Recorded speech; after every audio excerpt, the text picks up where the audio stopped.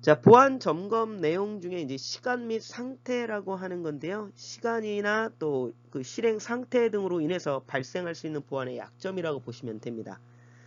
동시 수행을 해서 지원하는 어떤 병렬 처리 시스템 같은 경우는요, 다수의 프로세서가 동작을 하는 환경에서 시간과 실행 상태를 관리를 해야 시스템을 원활하게 동작할 수가 있습니다. 그렇기 위해서 하는 보안 활동이 시간 및 실행 상태입니다. 시간 및 실행 상태에서 점검하지 않은 코딩이 유발하는 어떤 보안의 약점들도 꽤 있는데요. 이런 시간이나 상태의 점검이 미비하면 각종 오류들이나 또 공격자들에 의해서 악용이 될 수가 있습니다. TOC, TOU라고 하는 경쟁 조건이라고 하는 게 있는데요. 이 TOC라고 하는 게 타임 오브 체크거든요. 그래서 검사 시점과 TOU는 사용 시점을 고려하지 않고 코딩을 하는 경우에 발생하는 보안 약점이라고 보시면 됩니다. 검사 시점에는요, 사용이 가능했던 자원이 사용 시점에서 사용할 수 없게 되는 경우에 발생을 하게 됩니다. 자, 종료되지 않은 반복문이나 제기함수. 반복문이나 제기함수가 종료 조건을 정의되지 않았을 경우에는 논리상 구조가 종료가 되지 못하는 이런 상황일 때 발생하는 보안의 취약점입니다. 보안 점검 내용 중에 이제 에러 처리라고 하는 게 있는데요. 소프트웨어를 실행할 때 발생할 수 있는 어떤 오류들을요, 사전에 정의해서 그 오류로 인해서 발생할 수 있는 문제점들을 예방하기 위해서 점검하는 항목입니다. 프로그래밍 언어들마다 예외 처리 구문들이 있거든요. 그래서 그런 예외 처리 구문들을 통해서 오류 사항 등을 정의하는 게 중요하고요. 예외 처리 구문으로 처리하지 못한 오류들이 있거든요. 이런 것들이 중요 정보를 노출시키게 되거나 또는 소프트웨어의 실행을 중단하게 되는 어떤 예기치 못한 문제들을 발생시킬 수가 있습니다. 그래서 에러 처리가 미비할 경우에는요, 이 코딩을 통해서 유발하는 보안의 다양한 약점들이 있는데요. 오류 메시지를 통해서 중요한 정보가 노출이 되기도 하고요. 또 오류 상황을 적절하게 대처하지 못하는 문제가 발생하고요. 또 부적절하게 예외 처리가 발생을 할 수도 있습니다. 자, 보안 점검 내용 중에 이제 코드 오류라고 하는 건데요. 소프트웨어 구현 단계에서 개발자들이 코딩할 때 실수하게 되는 것들이 이제 좀 있거든요. 타입이라고 하는 거나 또 자원의 반환, 이런 오류들을 예방하기 위해서 수행하는 보안 점검 내용이 코드 오류입니다. 코드 오류가 발생을 했을 때 널 포인트의 역참조라고 하는 오류가 발생할 수 있고요. 부적절한 자원의 해제라든가 또 해제된 자원이 계속 사용이 된다거나 하는 또 초기화되지 않은 변수가 사용이 된다거나 하는 이런 문제 등이 발생을 할 수가 있습니다. 자, 일반적으로 널 포인트라고 하는 것은요, 값이 없다가 이제 널이거든요. 일반적으로 포인트라고 하는 것은 메모리의 위치를 가리키는 걸 포인트라고 부릅니다. 그럼 널 포인트라고 하는 것은 포인터에 널이 저장이 되어 있어서 어디도 가리키지 않는다라는 말을 뜻합니다. 그래서 코드 오류에 해당이 되는 그 보안 취약에 대한 내용들 그냥 한번 읽어보시면 될 것 같습니다. 자, 보안 점검 내용의 캡슐화라고 하는 내용인데요. 캡슐화라는 용어는 우리가 객체 지향에서도 많이 사용이 되는 중요 요소 중에 하나이기 때문에 굉장히 많이 들어보셨을 겁니다. 또 정보 은닉에서도 중요한 개념의 하나죠. 데이터와 기능을 불충분하게 캡슐하거나 또 잘못 사용을 했을 때 발생할 수 있는 어떤 문제들을 예방하기 위한 보안 점검 내용인데요. 캡슐화로 인해서 발생할 수 있는 보안의 약점들은요, 잘못된 어떤 세션에 의해서 정보가 노출이 되는 경우가 있고요. 또 제거되지 않고 남아있는 어떤 디버그 코드를 통해서 발생할 수 있는 오류가 있고요. 또 시스템 데이터 정보가 노출이 돼서 발생할 수 있는 오류들도 있습니다. 자, API 오용이라고 하는 보안 점검 내용은요, 소프트웨어 구현 단계에서 API를 잘못 사용을 했거나 또 보안에 취약한 API를 사용을 했을 때 발생하는 보안의 취약점들입니다. API 오용을 통해서 발생할 수 있는 것들 약점 중에는요, DNS의 룩업에 의존한 보안 결정과 그 다음에 취약한 API를 사용을 했을 때 발생할 수 있는데요. DNS의 룩업 의존한 보안 결정이라고 하는 것은 도메인명에 의존해서 인증을 하거나 접근 통제를 해서 발생하는 보안의 약점입니다. 공격자가 DNS 룩업을 이용해서요, 인증이나 접근 통제를 우회하는 수법으로 권한을 탈취할 수가 있습니다. DNS 검색을 통해서 도메인 이름을 비교하지 않고 IP 주소를 직접 입력해서 접근을 통해야 이런 문제를 해결을 할 수가 있습니다. 취약한 API 사용이라는 건 요즘도 이제 그 API들도 보안에 많이 신경을 쓰고 있거든요. 보안 문제로 사용이 금지되어 있는 API들도 있습니다.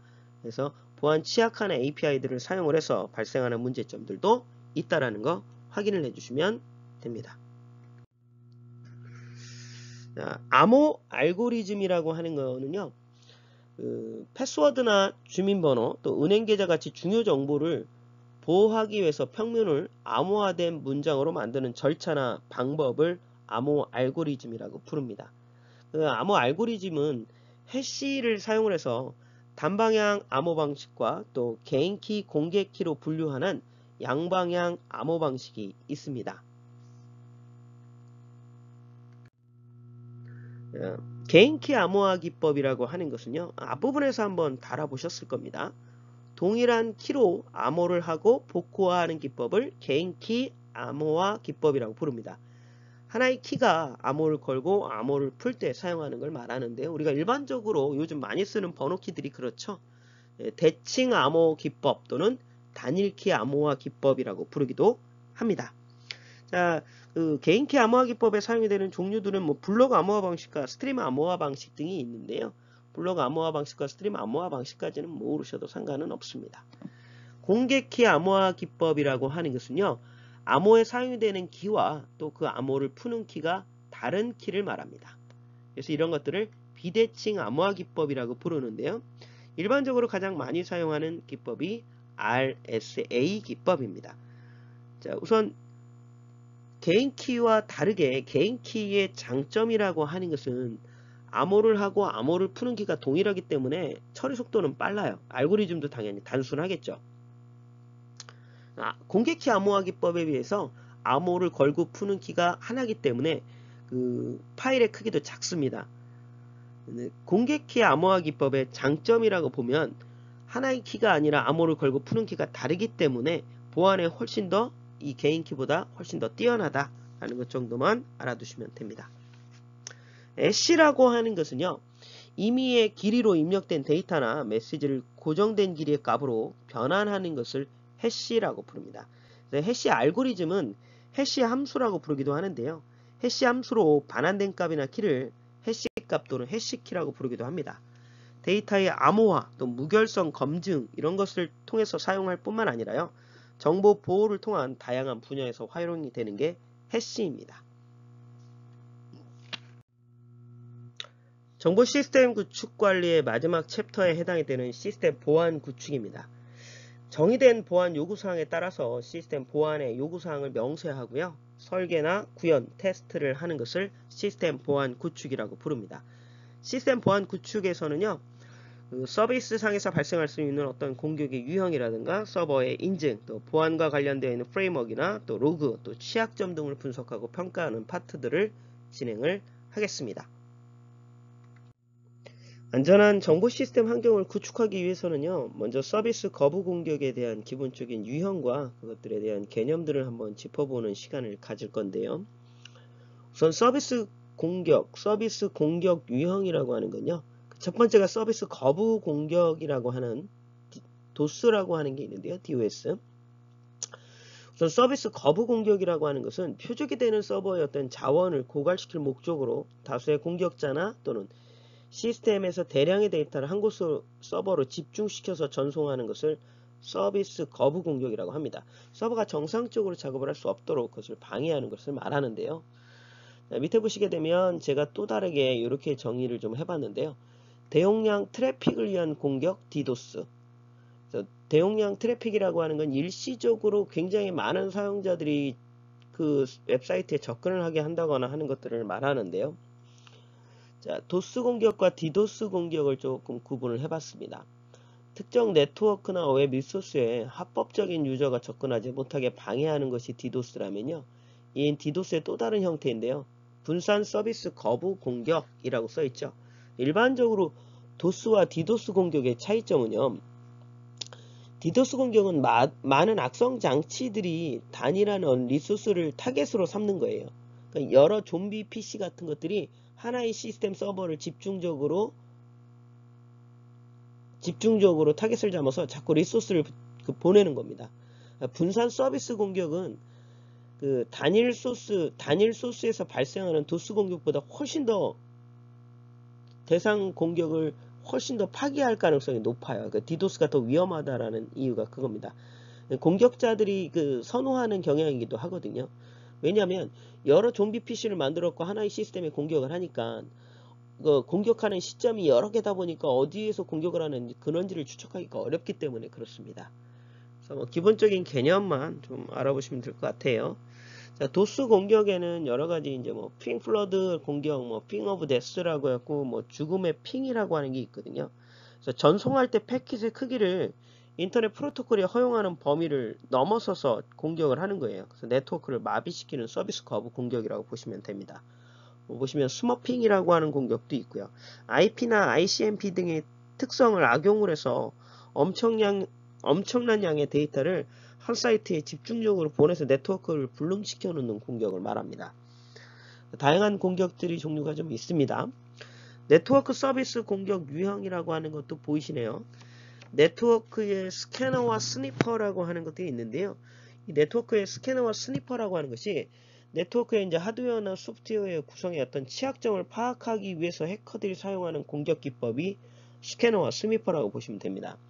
패스워드 크래킹이나 스툴이라고 하는 것은 크래킹이라고 하는 것은 말 그대로 패스워드를 빼내는 걸 말하는 거고요. IP 스누핑이라든가 이 트로이 목마 등도 이 네트워크 서비스 공격 유형에 해당이 됩니다. 자, 밑에 보시게 되면 정보 보안 침해하는 공격 유형이라고 하는데 제가 아까 디도스 공격 얘기하면서 좀비 PC라는 말씀을 드렸었죠. 그래서 악성 코드에 가미되어 있는 다른 프로그램의 컴퓨터를 조종을 하도록 만들어진 PC를 뜻합니다. CNC 서버가 있고요. 이건 해커가 원격지에서 감염된 좀비 PC의 명령을 내리고 있고 악성 코드를 제어할 용도로 사용이 되는 서버를 CNC 서버라고 부릅니다. 본넷이라고 하는 것은 그 악성 프로그램에 감염이 돼서 악의적인 의도로 사용을 할 수 있는 여러 개의 컴퓨터가 네트워크로 연결되어 있는 형태를 본넷이라고 부릅니다. 웜이라고 하는 것도 있고요. 제로데이 공격이라고 하는 것도 있네요. 이게 보안 취약점이 발견되었을 때요. 발견된 취약점의 존재 자체를 널리 막 알려갖고 그 취약점을 가지고 공격을 할 수 있도록 해주는 것을 제로데이 공격이라고 부릅니다. 랜섬웨어라는 것은 또 알고 계시겠죠, 그죠? 일반 사용자 PC에 침입을 해서 문서나 파일 등을 암호화를 걸어서 열지 못하게 만드는 거예요. 그래서 이 암호를 푸는 그 패스워드를 전달할 조건으로 돈을 요구하는 것을 랜섬웨어라고 부릅니다. 백도어도 있고요. 트로이 목마 등도 있습니다. 서비스 공격 유형에 대한 기본적인 개념들은 한번 알아보시면 되고요. 부족한 내용들은 여러분 인터넷을 통해서 조금 더 내용을 좀 확립시켜 주시길 부탁드리겠습니다. 서버 인증이라고 하는 게 있는데요.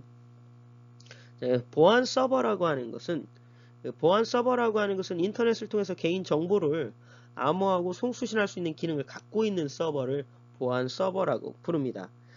보안 서버는요, 그 개인 정보의 어떤 기술 또 관리 이런 조치에 따라서요, 주어져야 될 어떤 기능들이 좀 있습니다.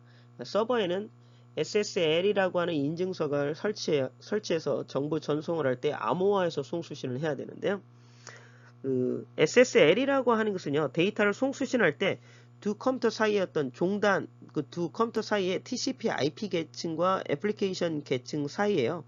인증, 암호화, 무결성 이런 것들을 보장하는 표준 프로토콜을 SSL이라고 부릅니다. 그 서버에 암호화 응용 프로그램을 설치하고 전송하는 정보를 암호화해서 송수신하는 기능들을 가지고 있어야 됩니다.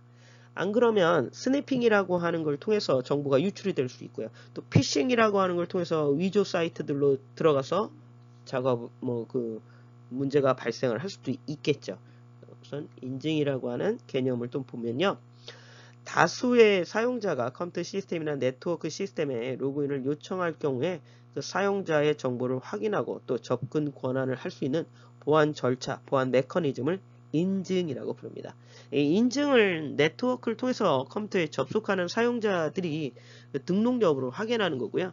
전송된 메시지의 위조나 변조 등을 확인하는 것이 바로 인증이라고 보시면 됩니다. 인증의 유형에는 여러 가지가 있는데요. 지식 인증이 있고요. 소유 인증이 있고요. 생체 인증이 있고요. 지금 제가 여기다 좀 빼놓긴 했는데 위치 인증이라고 하는 것도 있고요. 행위 인증이라고 하는 것도 있습니다. 지식 인증이라고 하는 것은 사용자가 기억하고 있는 정보를 기반으로 인증을 수행하는 건데요. 그 지식 기반 인증이라고 하는 게 관리 비용이 좀 저렴해요. 예를 들어서 이런 거죠. 우리가 비밀번호를 잊어먹었을 때 비밀번호를 지금은 잘 쓰진 않지만 비밀번호를 찾아주는 거를 우리가 회원가입할 때 그런 걸 담잖아요. 그 질문, 비밀번호 확인하는 질문, 뭐 부모님 성함, 어렸을 때 다녔던 뭐 초등학교 이름 뭐 이런 걸로 하는 것처럼 이런 것들을 지식 기반이라고 부릅니다. 지식 기반 인증이라고 하는 개념 또 짚어주시면 될 것 같고요. 또 우리가 뭐 많이 쓰는 것들 기본적인 고전적인 패스워드 같은 것들이 지식 기반 인증이라고 보시면 되고요. 또 뭐가 있죠? IPIN이라고 하는 것도 있죠. 인터넷에서 주민등록번호 대신해서 사용하는 그 사이버 주민등록번호라고 생각하시는 것들이 있습니다. 자, 소유 기반 인증이라고 하는 것은요. 사용자가 소유하고 있는 것을 기반으로 인증을 하는 걸 말해요.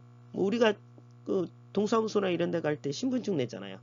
신분증이라든가 뭐 주민등록번호, 운전면허, 여권 이런 것들 말하는 거겠죠. 메모리 카드나 스마트 카드, 뭐 OTP 카드 이런 것들을 소유 기반 인증이라고 부릅니다. 생체 기반 인증이라고 하는 건 생체 정보를 가지고 인증을 하는 건데요. 뭐 지문, 뭐 망막, 뭐 음성 이런 것들이 생체 기반이 되겠죠. 행위라고 하는 것은 사인, 동작 이런 것들을 뜻하고요. 왜 그 옛날 영화 같은 데 보면은 큰 금고 같은 데 이제 보안이 되어 있을 때 그 사람들의 걸음걸이 뭐 걷는 어떤 행위 이런 걸 통해서 보안을 인증하는 것도 있죠. 위치 기반이라고 하는 건 인증을 시도하는 위치를 가지고 인증을 하는 기법을 말합니다. 서버 인증에는 서버 인증에 어떤 개념이 있고 인증이라고 하는 기본적인 의미와 그 인증의 유형들을 좀 한번 보시면 되겠습니다. 보안 아키텍처와 보안 프레임워크인데요. 이번 섹션에서 다룰 아키텍처와 프레임에는 뭐 기본적인 개념들만 알아두시면 됩니다. 자, 보안 아키텍처라고 하는 것이 정보 시스템의 무결성이나 가용성, 기밀성을 확보하기 위해서 보안 요소나 보안 체계를 식별하고 그것들과의 관계를 정의한 구조를 보안 아키텍처라고 부릅니다. 보안 아키텍처를 통해서요. 또 그 관리적이고 물리적이고 기술적인 어떤 보안의 개념을 수반하고요. 또 보안 관리 능력을 향상시키고 또 일관성 있게 보안 수준을 유지하는 것이 핵심이라고 보시면 됩니다. 보안 아키텍처는요. 보안 수준의 변화가 생겨도 기본 아키텍처를 수정 없이 지원을 할 수가 있고요. 또 보안 아키텍처는 보안의 요구사항의 변화나 이런 것들을 추가하는 것들이 좀 유연하다라는 것을 알아두시면 되고요. 일반적으로 사용되는 아키텍처 모델은요. ITU-T의 X805라고 하는 표준 프로토콜이 있습니다. 이 ITU-T X805 보안 프로토콜은요. 3개의 레이어를 갖고 있어요. 보안 계층, 보안 요소 영역, 보안 요소. 이렇게 알아두시면 될 것 같아요. 자, 보안 프레임워크. 프레임워크라는 단어는 우리가 수업을 진행하면서 굉장히 많이 들었던 내용이에요. 뼈대나 골조라는 의미를 갖고 있겠죠. 자, 보안 프레임워크라고 하는 것은요. 안전한 정보 시스템 환경을 유지하고 또 보안 수준을 향상시키기 위한 체계를 보안 프레임워크라고 부릅니다. ISO 27001이라고 하는 그 정보 보안 관리를 위한 표준법에 의해서요. 그 보안 인증하는 가장 대표적인 보안 프로토콜이라고 생각하시면 됩니다. 다양한 보안 통제 항목들이 있는데요. 기본적인 보안 프레임워크의 기본적인 개념과 또 프로토콜 ISO 27001 정도만 알아두시면 됩니다. 로그 분석인데요. 시스템 내에서 어떤 보안 사고가 발생했을 때요. 시스템이 하고 있는 모든 활동들을 기록하는 것이 로그 파일이거든요. 그런 로그 파일들을 분석을 해서 원인을 찾아서 해결하기 위해서 로그 데이터를 분석하는 경우가 있습니다. 그래서 로그 데이터를 분석을 해서 시스템의 어떤 취약점을 미리 파악을 할 수 있고요. 그래서 그것을 관리할 수 있도록 해주는 것이 로그 분석이라고 보시면 됩니다. 이번 섹션도 로그 분석이라고 하는 기본적인 개념, 윈도우 리눅스 로그에 대한 거 간단한 개념만 좀 짚어보시면 될 것 같습니다. 사용에 대한 모든 내역들이 기록되는 것을 로그 파일이라고 부르고요. 그런 로그 파일들을 분석을 통해서 그 시스템의 어떤 취약점, 또 침해, 사고 이런 것들의 흔적들을 통해서 공격, 방법 이런 것들을 파악을 해서 시스템의 보안을 관리하는 것이 로그다. 뭐 리눅스 로그라고 하는 것도 있고요. 윈도우 로그에 대한 정보들도 있고요. 굉장히 중요한 건 아니기 때문에 이 로그에 대한 기본적인 개념만 알고 넘어가시면 될 것 같습니다. 네, 이번 섹션에서 다루게 될 이 보안 솔루션이라고 하는 것은요. 외부로부터 어떤 불법적인 침입을 막아서 시스템을 보호하기 위한 각종 솔루션에 대한 내용들을 좀 다뤄보려고 하는 겁니다.